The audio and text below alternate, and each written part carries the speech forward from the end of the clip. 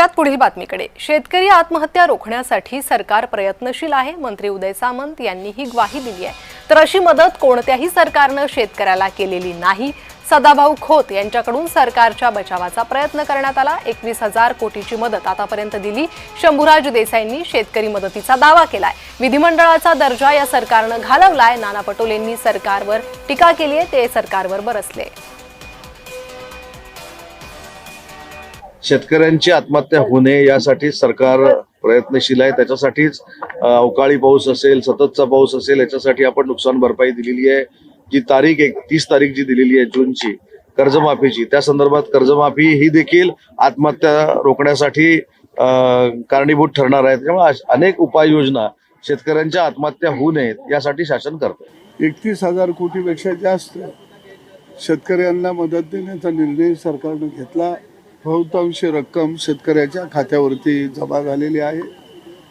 राहिलेली रक्कम सुद्धा शेतकऱ्याच्या खात्यावरती जमा होईल।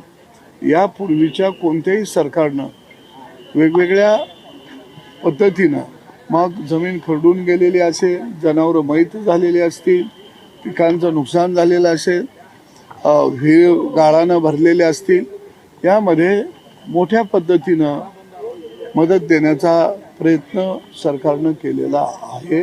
21,000 कोटींची GR प्रत्यक्ष शेतकऱ्यांना मदत करण्याची निर्गमित करून ते पैसे त्या विभागाकडे वर्ग झालेले आहेत। ही आकडेवारी ऑन रेकॉर्ड आहे आणि अगदीच रोहित पाटील साहेबांना जर त्याची माहिती हवी असेल तर त्याने मदत पुनर्वसन मंत्र्यांची भेट घ्यावी। ते त्यांना रिजन निहाय, जिल्हा निहाय कशा पद्धतीनं GR निर्गमित झाले आणि कशा पद्धतीनं पैसा शेतकऱ्यांच्या खात्यावरती वर्ग झाला याची आकडेवारीसह माहिती देतील। विधिमंडळाचं कामकाज जे आहे त्याचं सारस्व या सरकारला नाही।